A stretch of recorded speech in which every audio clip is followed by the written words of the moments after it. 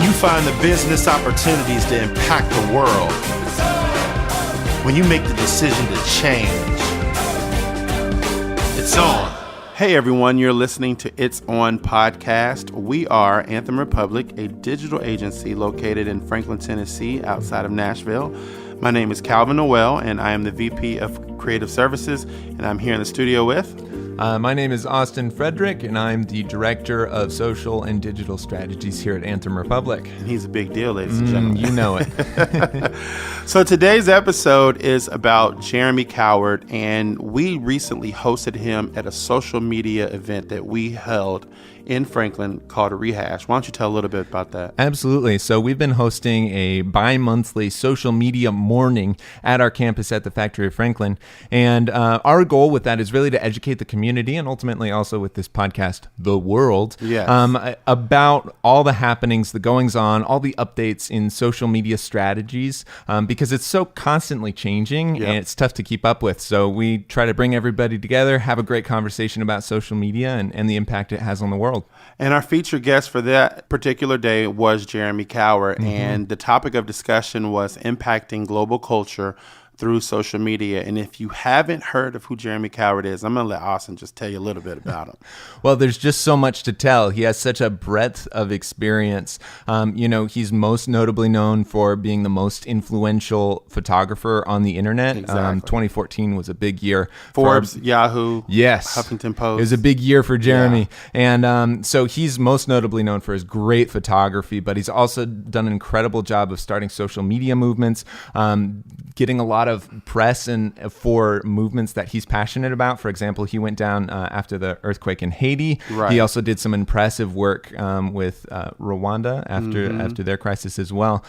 He just has this incredible breadth of getting stories and telling stories out to the world through social. Yeah, and what's great about him is he's just not a photographer, but he's also an entrepreneur, which you'll hear him talk about his Purpose Hotel that he has established here that's launching in Nashville. Absolutely. It's been a huge passion project for him, and it was really fun to listen to him talk about it and pour his passion into it. Yes. And so once again, you're going to hear him talk about his journey. You're going to hear him talk about a little bit about social media, but you're also going to hear him really talk about his passion for the Purpose Hotel, which was so inspiring because I feel like everything Jeremy does, he just does it with a level of excellence. He does. And so my hope is that as you listen to this, you will begin to adopt some of that same excellence that he has adopted. And so without further ado, here he is, our episode with Jeremy Cowart.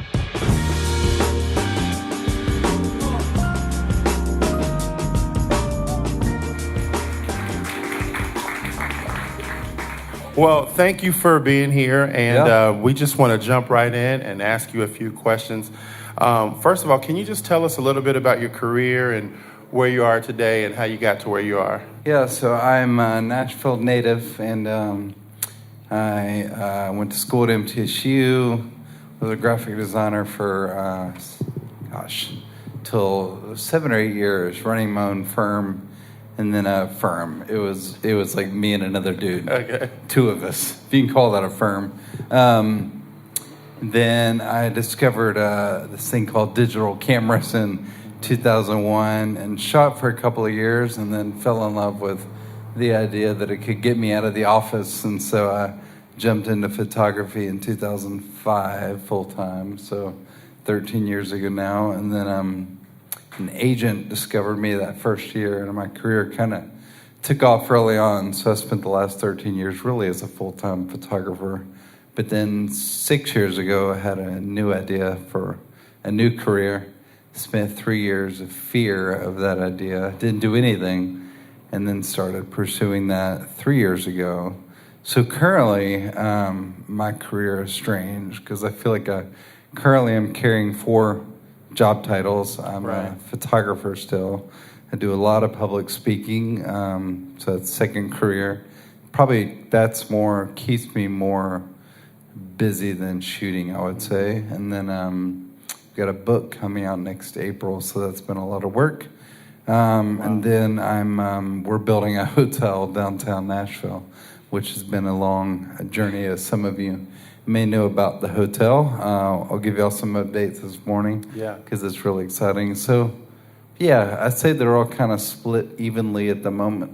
And it's funny how that sounds like a lot, and then I'm actually killing it and whatever, but it's actually, this is probably the slowest I've ever been. Really? Because, the hotel is really mostly in my business partner's hands. It's all business and finance right now, which doesn't really include me because I'm not so much a finance guy. Yeah.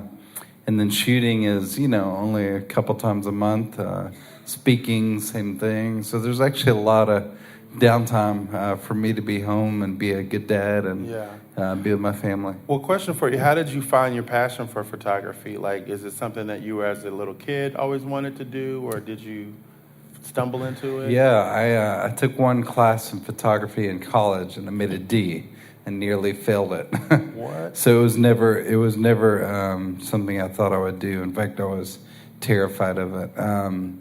And it wasn't until 2001 when Canon released the little 3 megapixel G1 that I was like, oh, this because I already knew Photoshop, I already knew the whole digital language, and so incorporating camera into that was a lot easier for me. So you were a graphic designer first, and then you were just doing all graphic stuff, and then you just, when the camera came out, you decided to venture out into it, and within the first year? Well, yeah, so I got a camera mainly to scan things. I was really, really obsessed with texture.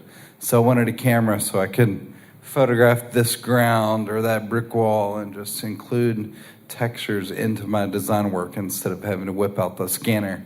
So it was like my handheld scanner, and then I was like, wait, I can actually shoot portraits with this. And all my buddies were musicians. In fact, Dave Barnes, who is now quite famous, was my drummer in college for my band, and Nice. We were just buddies, and it was like it just made sense. I'll photograph Dave, and it's funny to go look back at those photos because they are horrific. Now, They're terrible. Yeah. I didn't know you did music.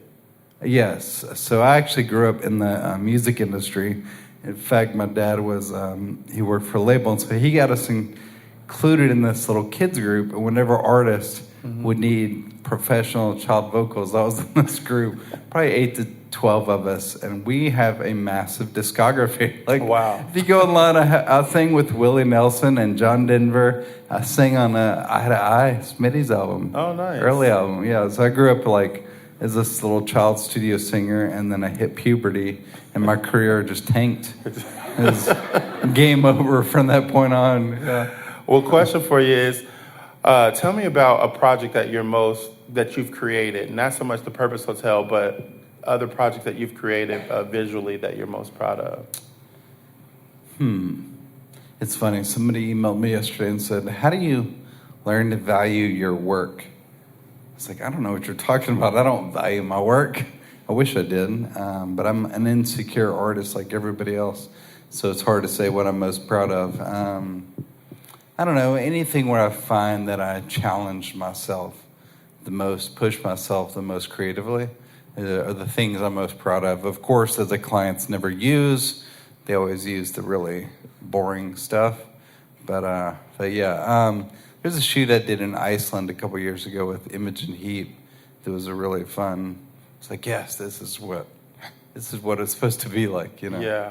Okay, so I know there's photographers watching, listening, and how are you creative with your photography? I think it all stems out of boredom, honestly, because digital cameras are so reliable and consistent that I get bored of the just like setting up a light and shooting a portrait. I know that can be beautiful, but I love to mix it up. And so, for example, my latest kind of technique that I've been doing, I did it for a pilgrimage across the street, where I take 2 computers, 2 projectors, and I have each projector loading a different image every 2 seconds. One projector is projecting in the background, the other projector is shooting from the side across the artist's body, and then I have, every time I shoot, I have a different light fire.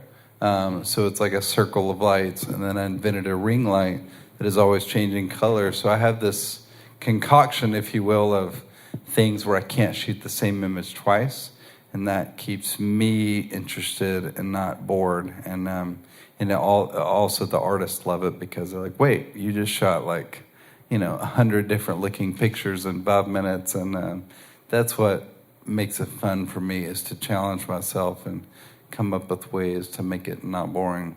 Awesome. But of course, and they still use the most boring photo every time. Every time. So I guess what I want to also to address is, like, you're just not a great photographer, but you're very influential on social media. And so how would you say that you built yourself as an influencer on social media? Is there anything that you intentionally did to build your brand on social media?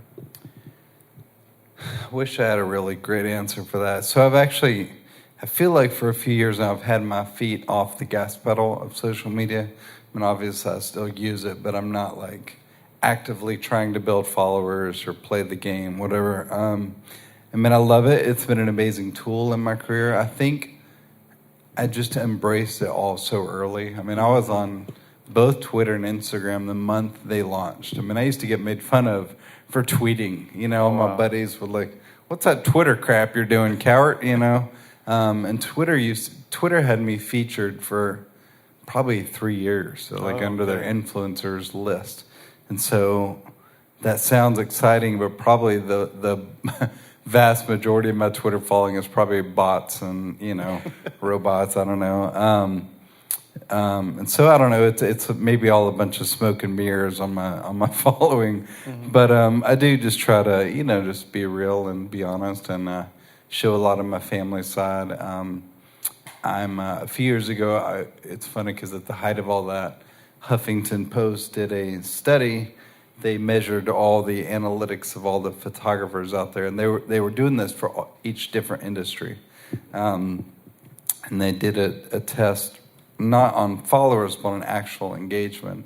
So they called me. I was like at a concert that night. And they called me and they said, "Hey, you were just named the most influential photographer on the internet." And this was 2014, I believe. And it was a big deal because it blew me up in terms of PR, and get a lot of cool things happening because of that. But since then, it's funny because that was right about the time that I really stopped actively pursuing it, trying to build a following. Because now, these days, there are hundreds of photographers that are far more influential than I am.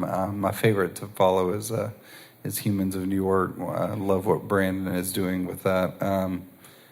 But yeah, and so I don't know. I just feel like it's hard to speak into that now because I don't have a strategy. I'm not. I do have a strategy for the hotel, which maybe we can talk about. I have some really exciting ideas, and I think that's why my feet have been taken off the gas pedal, because mentally I'm in this new business that we're building that's not here yet. So it's hard because I feel like I'm just delaying all that. Well, we can, segue right into the hotel. I think one of the reasons why I was asking the question is because, as I'm flipping through my feed, following you, the next thing I know, you're announcing this big announcement that you're doing a hotel, and you use social media to help raise the funds. Can you just talk about your vision for your hotel and how you used it to launch it?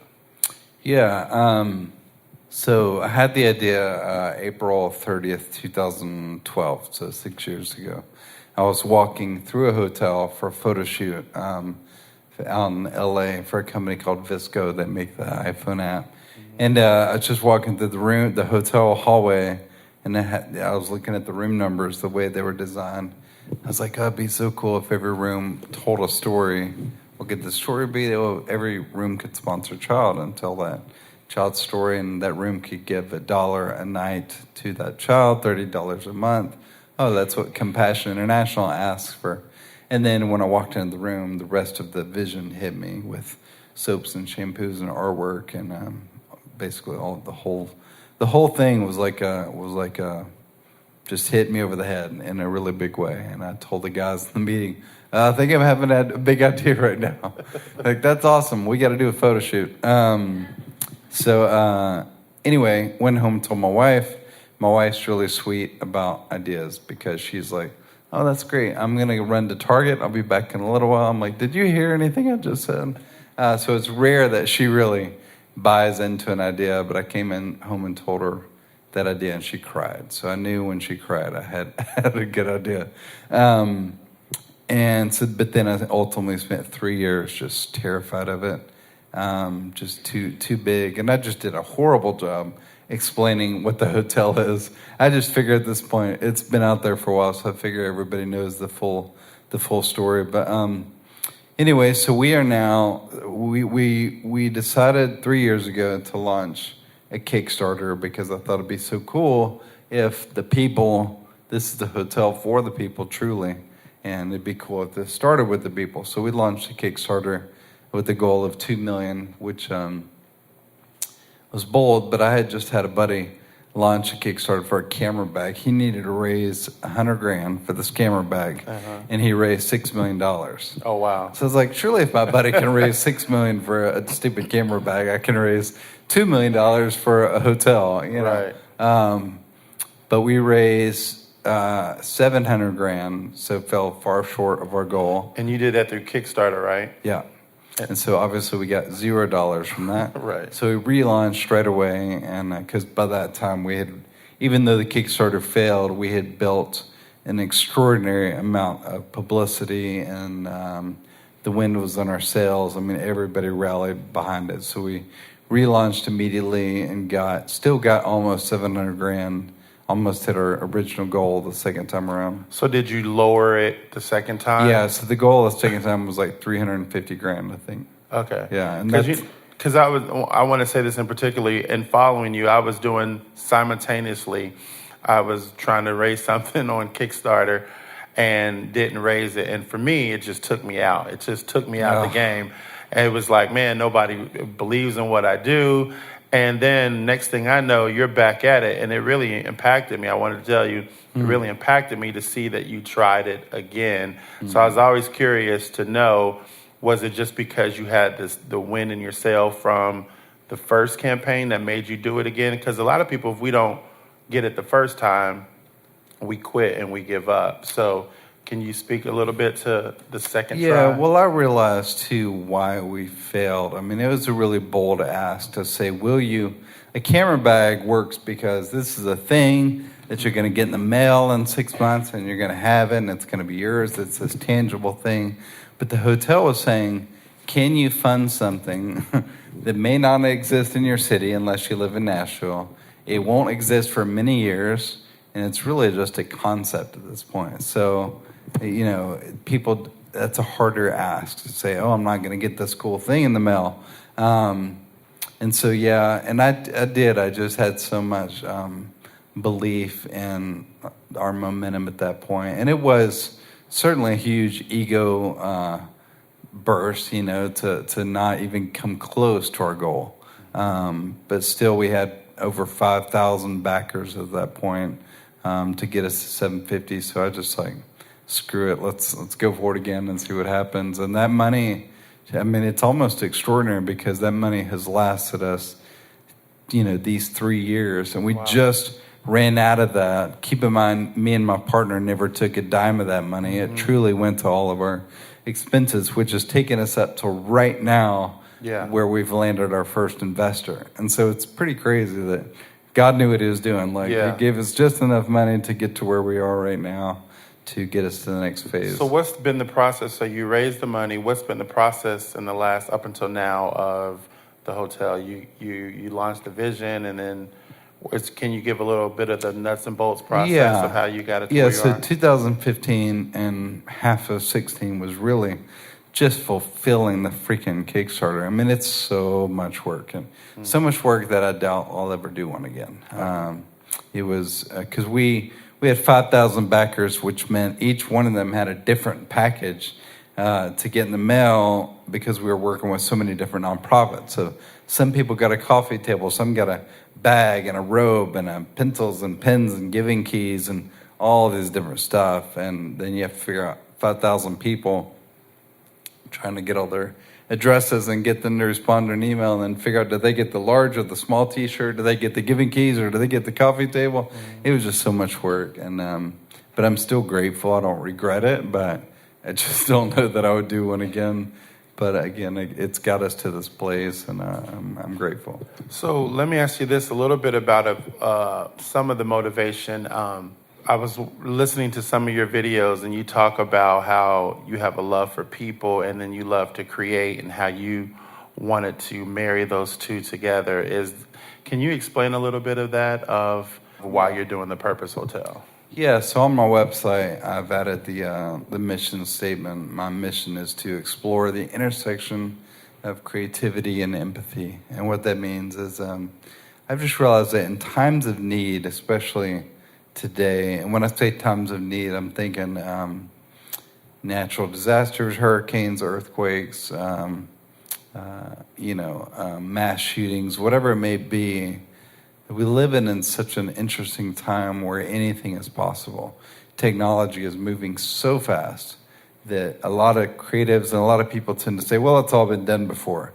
And I'm like, no, it's impossible for it to all have been done before, because just last week, that piece of technology was invented and released, and there's so many new things coming online that it's impossible to say everything's been done before, because there's new tools, which means new things can be done.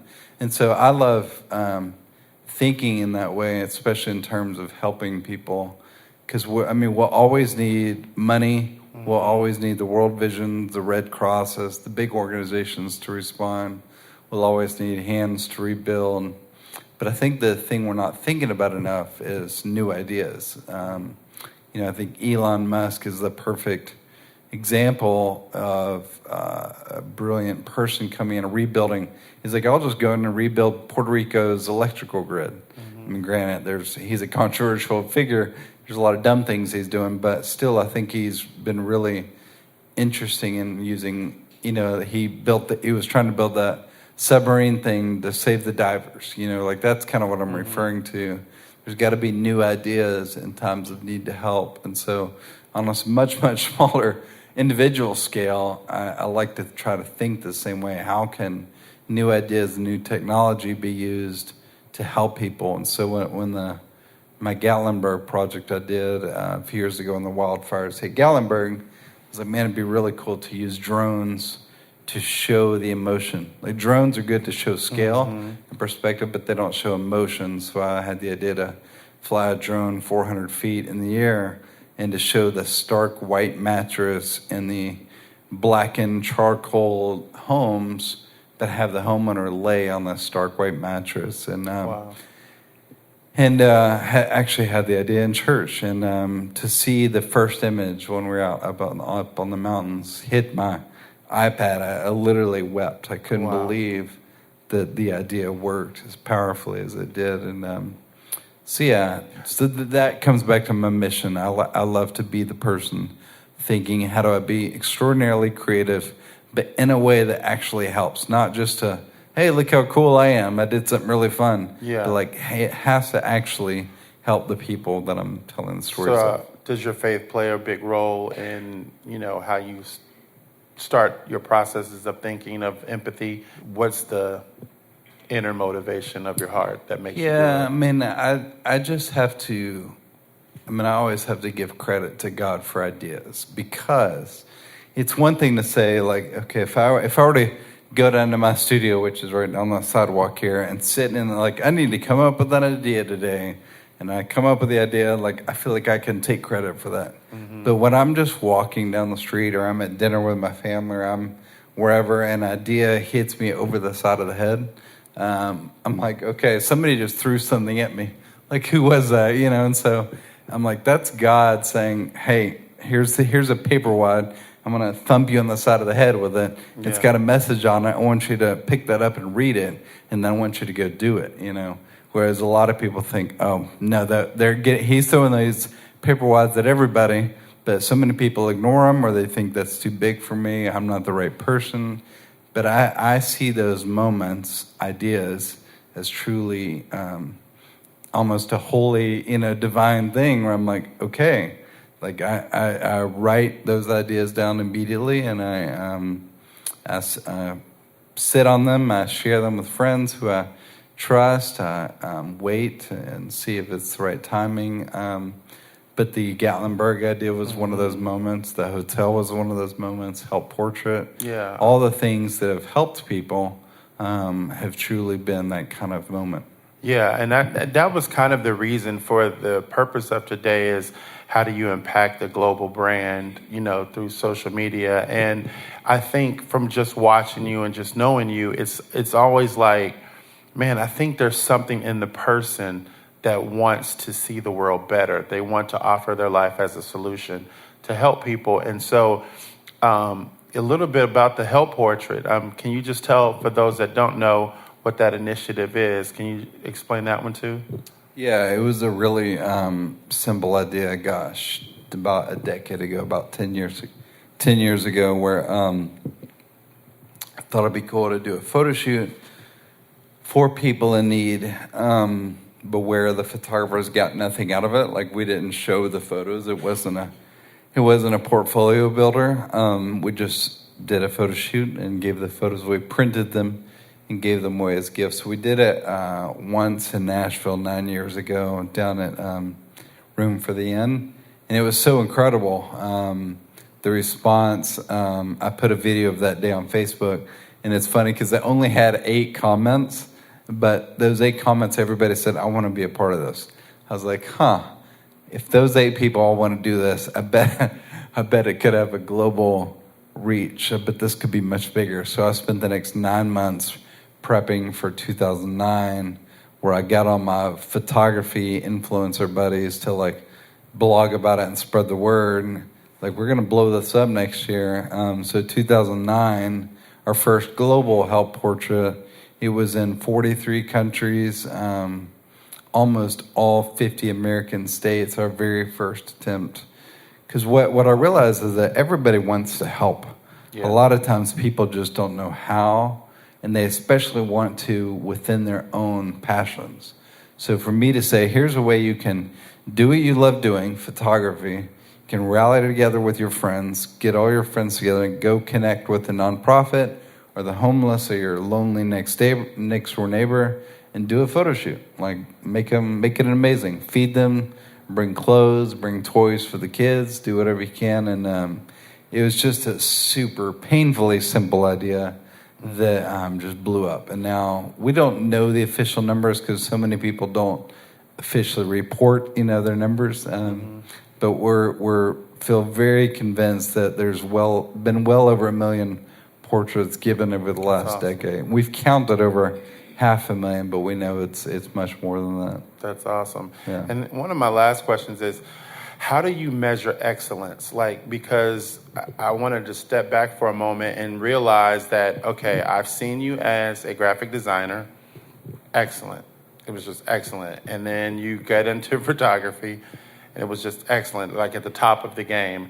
And this next season of your life with the hotel, I know that it's going to be excellent. But what's your process of measuring it? Are you competitive? Do you watch what other people are doing and try to do it better? Or how do you compete against yourself? How do you measure your own personal excellence? That's a really good question. I just this is so, the whole famous TED Talk of Simon Sinek, Start With Why. Yeah. This hotel is such a deep, deep, deep why. I mean, it's truly started with why, because the why is the world needs to be a better place, and people need to be helped, stories need to be told, and it needs to be done in a really different, creative, refreshing way. The what, it's going to be done through a hotel. And so, I don't know, I just feel like the ideas, all my projects start with the idea. My good photo shoots start with the idea. Do you compare, okay, you're just not starting a Hampton Inn. For those that are listening, this is not a Hampton Inn that you're starting. Yeah. There's a lot of intentionality to the photos, to the artwork, to everything that's donated. It has a purpose. What made you try that angle versus the traditional hotel that could possibly work, but you decide do you benchmark competition and say, man, it should be this way versus that way? It's definitely part competition because as a photographer, I've traveled to over 30 countries. and I've stayed in the actual Hotel Rwanda. I've stayed in a 6-star hotel in Tokyo. I've stayed in hotels all over the world, truly. And I find that even the most luxurious, badass, amazing hotels are still boring. Because I'm like, okay, so what? You've got a nicer chandelier. Like, so what? The pool, it has that see-through wall or whatever. Like, they all bore me. You know, even like the new hipster hotels, your Ace hotels, it's like the new boring, you know, because their whole thing is like sarcasm and irony, and I'm like, I don't care. Like the travel industry is the number one industry in the world. Shouldn't it actually change the world? And so something that big, this multi-million-dollar building, should be used for extraordinary purposes. And so just can't wait. Speaking of that, we should show them. Yeah. Okay, so y'all are about to see. Nobody take a picture, please, because this is literally for your eyes only. Sorry, podcast listeners, you can't see this. But y'all are about to see the rendering of our Nashville building that is going downtown. Y'all ready for this? All right. Look at that. Yeah. Come on. Yeah, so over here, across the street will be City Winery and Nashville Rescue Mission. Over there, a block away, is the convention center. So we'll be right downtown. Pretty crazy, right? 2 floors of co-working space. Your co-working fee will employ a third world entrepreneur. Isn't that cool? Wow. So, and we even hope to introduce the coworker to the photographer or whoever in Haiti or Dominican Republic, wherever it is. So we're trying to truly kind of reinvent everything in this hotel. So this is... and when do you break ground on this? We're hoping to break ground this next coming spring. So, yes. Yeah. And is the goal in the future to do more purpose hotels around the world? Oh, I'm yeah. assuming? Oh, yeah. And not for ego or whatever, but the more hotels there are, the more impact. So, you know, the more these are, the more lives we can change and people we can help. And so, yeah, the more the better. We're already in talks with 2 other major cities to build as well. So, wow, that's incredible. So let me tell you one more quick story. This is one of the stories you will not forget. It's forever part of my story. And I'll probably cry, let's be honest. So this past December 2nd, we were going to be building in 12 South, a little boutique hotel in 12 South. But December 2nd, the head of the neighborhood board, I met with him in 12 South, and he said, dude, we love this idea, but it's just not going to work. We have building fatigue, development fatigue, like this hotel ain't happening. I was so heartbroken. The very next morning, I showed up to Help Portrait, where we photographed the homeless down at Cross Point.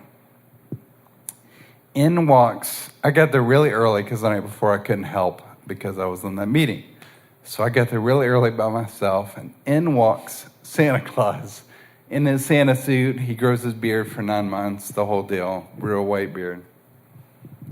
And he walks in and he says, hey, I heard you're building something special. I said, yeah, I'm trying to build this thing called the Purpose Hotel, and I told him the whole vision. He said, man, that's amazing. He said, my brother and I actually own 4 acres next to the convention center.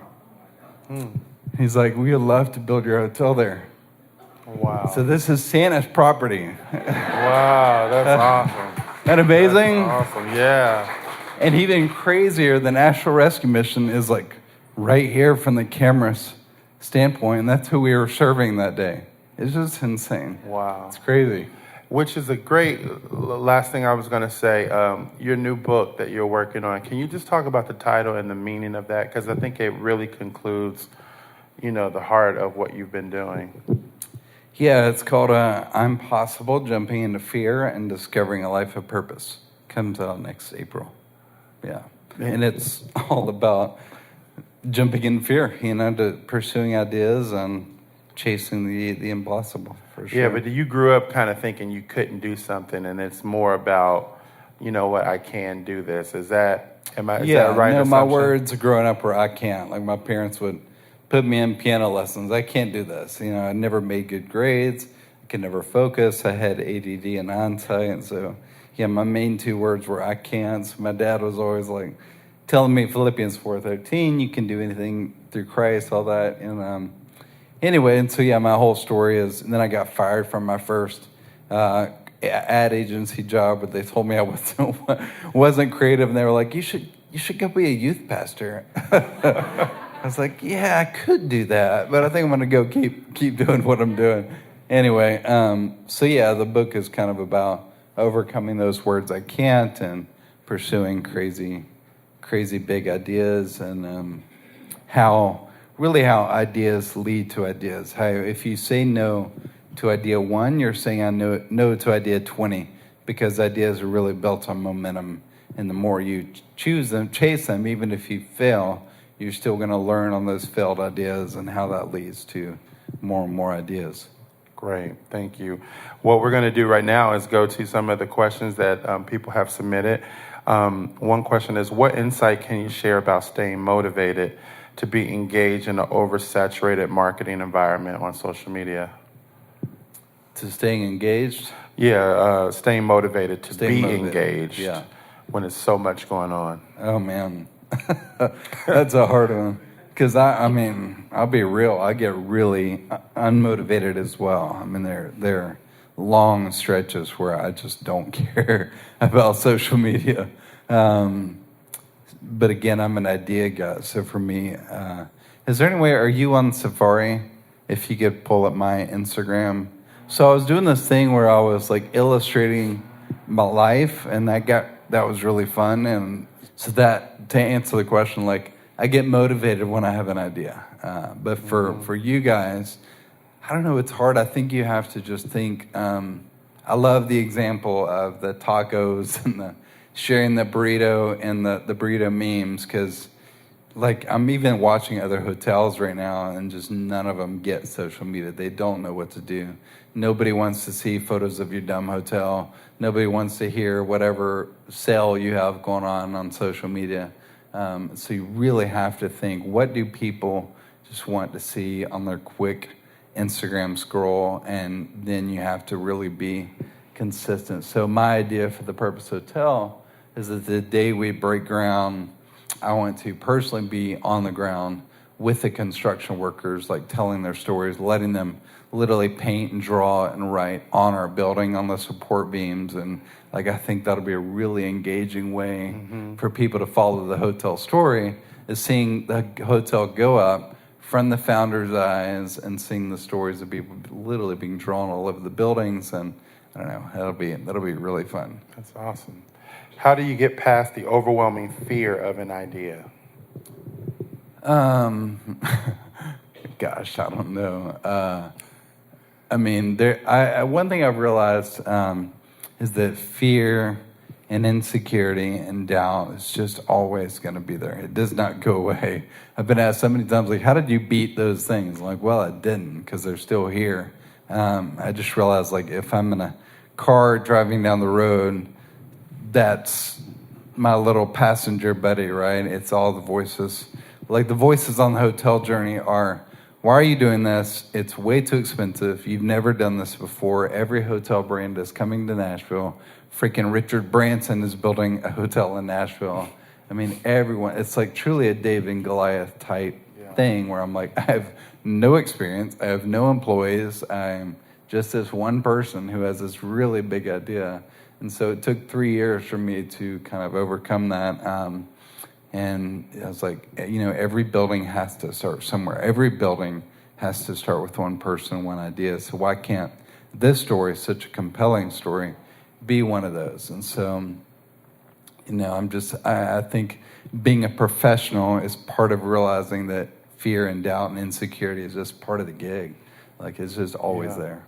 How do you find business partners, or how do you surround yourself around people that when this gets complicated, like work with? I would. I mean, the easiest thing to do is write out all of your strengths and all of your weaknesses on a sheet of paper, and then go find somebody whose strengths match your weaknesses, and vice versa.